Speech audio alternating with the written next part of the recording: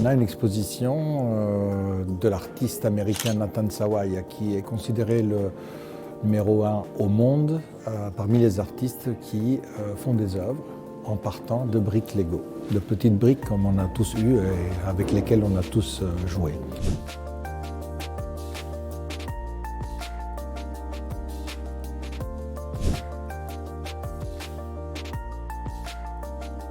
Dans ce désir de représenter la nuit étoilée en 2D, 3D, il a dû utiliser beaucoup plus de pièces. Donc on en est à 4500 pièces pour une seule œuvre.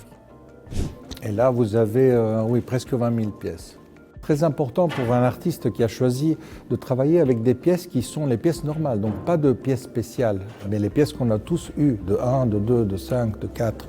Dans la fameuse sculpture Augusto a prima porta, Auguste a le bras levé, ce qui est simple à voir mais très difficile à réaliser pour des problèmes de statique. 22 000 pièces pour le construire et bien sûr, des solutions à adopter pour que le bras puisse rester levé. Comme dans les statues anciennes, il y avait toujours quelques petits éléments imperceptibles qui étaient à côté de la statue et qui servaient à tenir sur la verticale les éléments de la sculpture. Et bien sûr, il faut coller les pièces pour qu'elles ne tombent pas.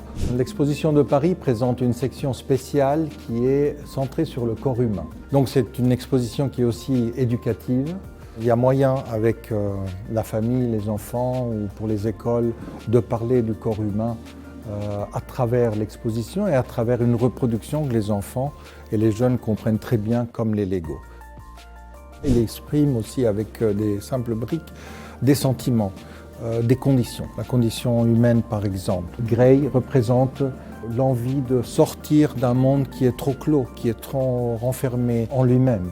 Nous avons un exemple d'amour d'un jeune couple et d'un amour qui est mûr, qui ne se perd pas avec l'âge. On voit très bien que les figures ont pris du poids, ont pris de l'âge, mais elles s'aiment toujours. Donc c'est un message positif sur l'amour.